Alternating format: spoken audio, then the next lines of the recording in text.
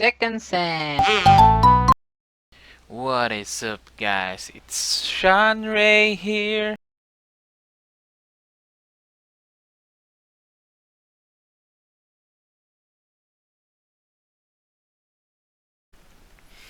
Okay, so hello. So welcome back to our discussion in fingerprint. So let's now go to the different principles surrounding fingerprint identification. So fingerprint, sabi doon ng FBI, positive means of identification, meaning it can be used as an identification tool to detect kung sino yung gumawa ng isang krimen kahit hindi siya nakita ng CCTV or tao. So in the hands of technicians, mga soko dito sa Pilipinas, mga licensed forensic scientists, ganun, they are considered expert. Through the hands of them, it is a great tool to combat crime. So for example, there was a robbery that happened. So walang nakakita, sinira nila ang CCTV, walang aso. Pero nung pumunta yung soko, yung mga experts, at pre-process nila yung crime scene, may nakita silang fingerprint and they use that fingerprint to identify someone. Then it is really a great tool to battle crime. So sabi dito, bakit kaya? Bakit kaya malakas siyang tool for fighting crime? Kasi no two persons have exactly the same fingerprints in their individual characteristics. So kahit twins man yan, identical twins, they have different fingerprint pattern. Wala pang tao na record na may kapareha ng fingerprint. Kaya each individual has a unique set of fingerprint patterns. So ganun. So if ikaw gumamit, parang ikaw nag-commit ka ng crime at nakuha yung fingerprint mo, siguradong ikaw yung nag-commit nun kasi meron nga yung fingerprint mo na na-detect nila. So, ganun, parang ganun. Okay. So, let's now go to the other principle. So, noong in the past discussion, sinabi ko na fingerprint doesn't change naturally. Unnatural lang pag binuhusan mo ng asido, mapapalitan yan or mawawala para. Ganun. Pero naturally, you cannot remove it. It cannot change. So, fingerprint are unique throughout the world and permanent throughout life. Sabi nga, there's no two persons that have the same fingerprint. Police agencies throughout the world accept, adapt, utilize fingerprint system. So, halos lahat or lahat na is they accept fingerprint science to solve crime. And ayun, dito sa Pilipinas, di ba? Pati nga sa NBI ginagamit, di ba? Yun. So no two individual have the same fingerprint, sinabi ko na. And ito yung maganda, the court recognize fingerprint identification. So one of the main goal actually ng criminal investigation is syempre to solve that crime, pero dapat i-present mo yan sa court.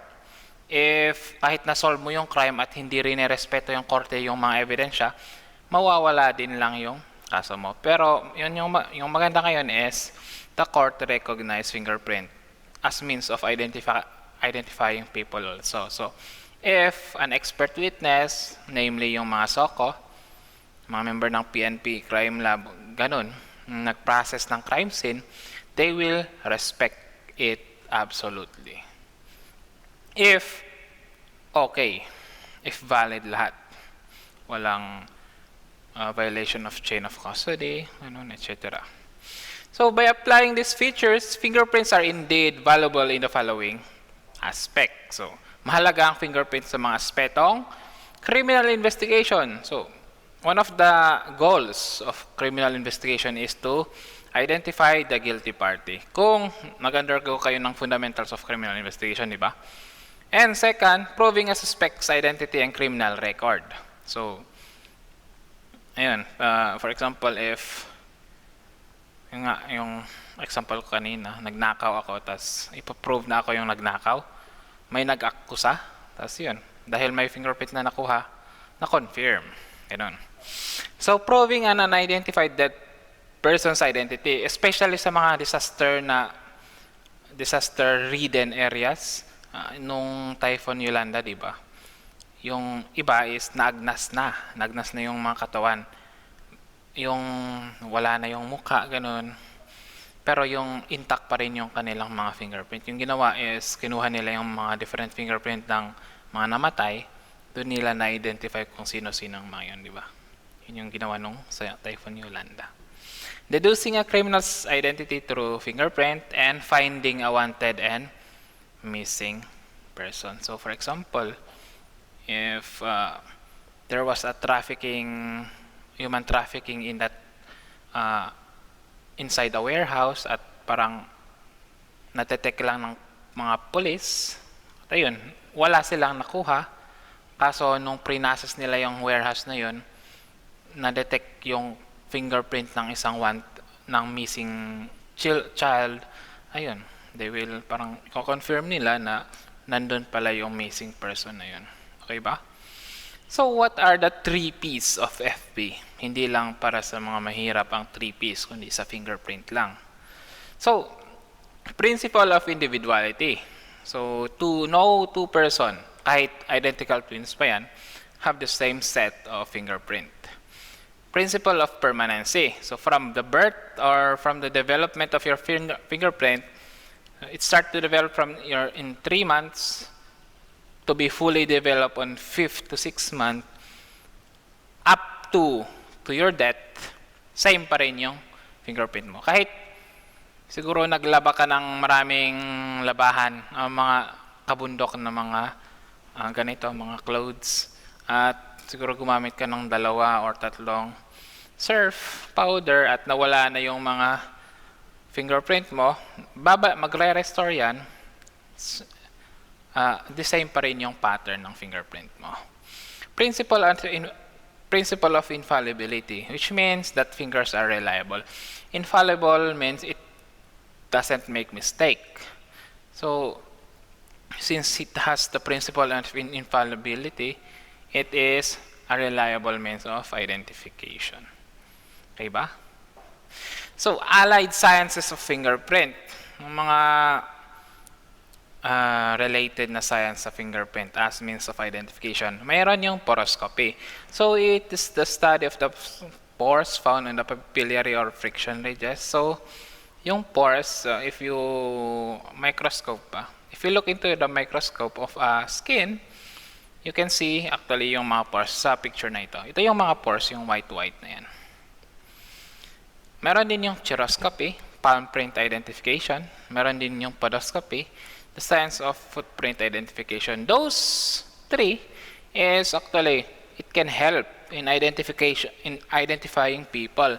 So, sa other countries, hindi lang nila nire-record ang fingerprint, kundi yung mga palm print at yung footprint din. So, meron mga cases actually sa chiroscopy na wala silang nakuhang fingerprint, pero yung palm print yung nakuha. So, by that, they identified yung suspect at nakulong. So, ganun. Ito yung mga allied science ng fingerprint. So, reasons why fingerprints are used for identification purposes. So, actually, we will just repeat yung mga sinabi natin kanina. So, yung ridge pattern, the ridges and the furrows is unique to each individual per person. Friction ridges develop on the fetus, definite from before birth. So, when your fingerprint patterns are already developed, it will not change until your death.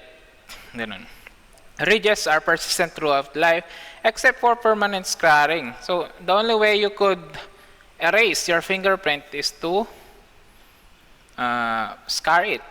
Siguro with the use of knife, i-scar mo siya or acid na malakas. Pero hanggang sa dermal papillae yan. Medyo makapal-kapal pa yung aalisin mong skin para hindi na mag-grow yung mga fingerprint pattern mo. So, ganun. Friction rate patterns vary with limits which allow for classification. So there is what we call the classification, wherein you put the fingerprint patterns into several categories. And when you put the fingerprint patterns into several categories, you can parang identify it kung ito ba isang arch, ito ba isang whorl, or ito ba isang loop. And it is easier to identify it or to match it with the record in the police station. So for example, you put the record in, put your fingerprint record in the police station, or nilagay mo sa office. Nilagay mo yung parang record ng fingerprint mo sa office, and then you committed a crime, and yung gagawin nila is i-classify nila yung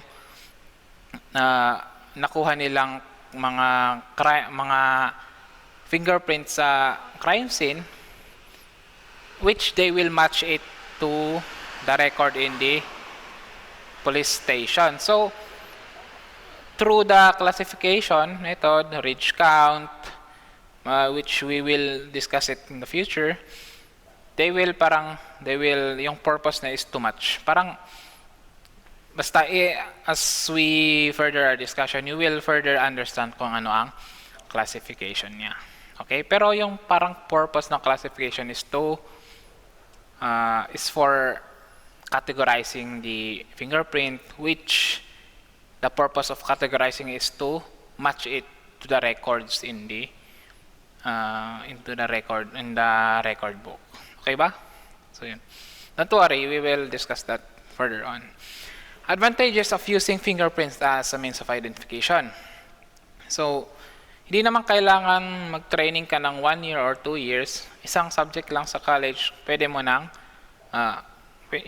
ka nang gumamit ng fingerprint classification, or you can be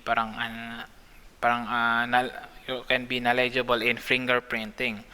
No expensive instruments required in operation. So, you only use magnifying lens and mga papel, ganun. Hindi naman siya mahal, di ba? The fingerprint itself is easy to classify. So Henry system yung ginagawa nating classification, and it is very easy. Actual prints for comparative purpose are always available, and suspected errors can easily be checked. Ayun. So let's now go to the kinds of impressions, kinds of markings ng fingerprint. So there are real and there are chance impression. Real impression is when you let your fingerprint be put in paper or any other material with intention. Pero sa chance impression, you have no intention to put your fingerprint on a surface or etc. So, ganun lang yung parang difference ng real impression and chance impression. So, for example, sa real impression, if you want your fingerprint to be recorded in the personal data sheet, kung mag-a-apply ka, that is real impression kasi you have the intention to put your fingerprint, or sa activity nyo, ganun. Sa chance impression naman, usually mga impression ng fingerprint that is found in the crime scene.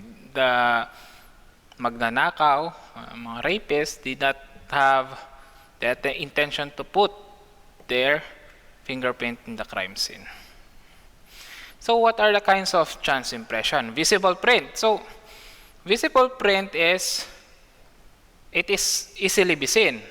Yan yung parang difference niya sa tatlo.